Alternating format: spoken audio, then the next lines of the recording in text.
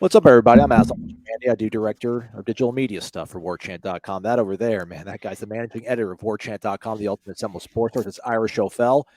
He's married to a wonderful woman named Kim. She's probably one of the sweetest people you'll ever meet in your life.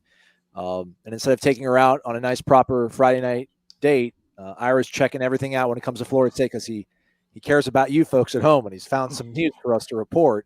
You love your wife, though, right, Ira? Do you Unconditionally, correct? do you have a tap in our house? Literally, we were about to walk out the door, and now I'm like, oh, we can still have dinner around 8 o'clock, honey. And yeah, she's fine with it. So you nailed that one, Aslan. All right, well, let's get to it then. We know the transfer portal is going to be officially open for business on December 5th. Some people coming in, some people leaving.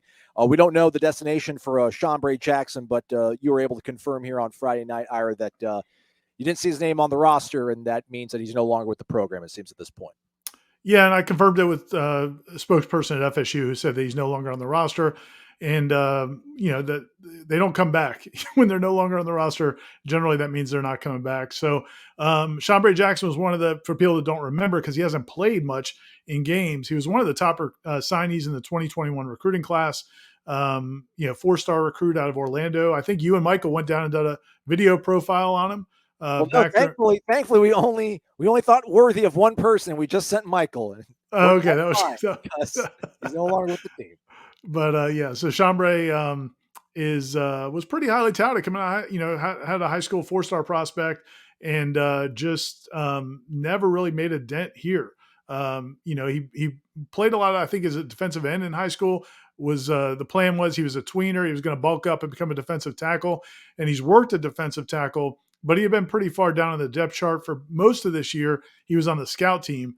And then there were a few occasions where they did put him on the dress roster, and he was, I guess a third team defensive tackle, and primarily probably when they had some injuries. And he did play in a couple of games, but this isn't like a shocking development. He didn't seem to be working his way up on the roster. In fact, some of the guys they signed in this last class in 2022, particularly Daniel Lyons and maybe even Bishop Thomas, seemed to be moving ahead of him on the depth chart. So from that standpoint, it's not like a big blow to Florida State.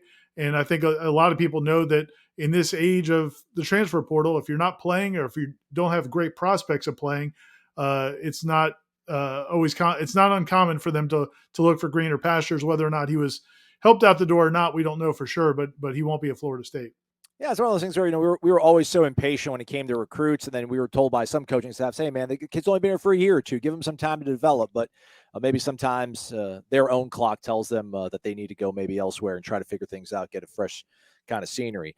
Again, Shambre Jackson no longer listed on the Florida State roster, a defensive lineman, as Ira mentioned.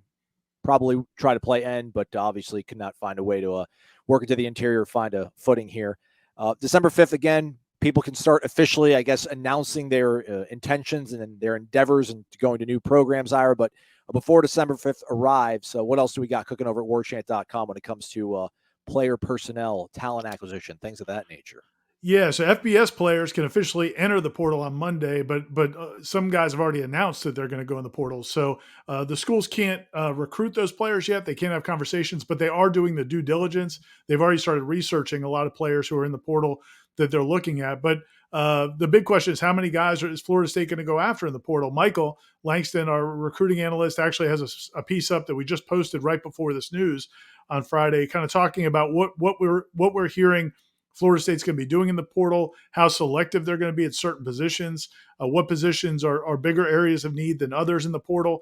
And it's a really good breakdown. You can see that up on the homepage right now. It's called a recruiting mini mill, and it's by Michael Langston. It's got a lot of information about what they're going to be looking for in the portal, and then also what work they still – sorry, just dropped my phone, Aslan.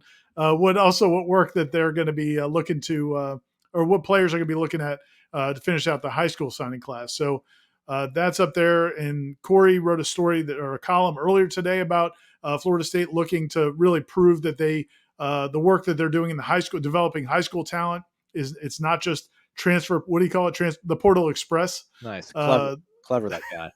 So, that's definitely the topic right now. Going into next week, that's going to be the big topic. And we'll have plenty of coverage throughout the weekend. Austin's also doing those position profiles.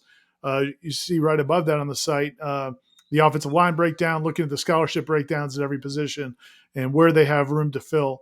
And so plenty of coverage coming at warchant.com. We'll have that.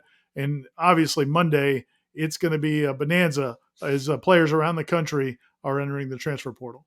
That is right. Hit the like button, everybody. We certainly would appreciate it. If not for anything else, to celebrate the fact that Irish O'Fell over there, managing editor, loving father, adoring husband, joining us with all the information that we need. Ira, thanks, man. We appreciate it. I'm coming, Kim.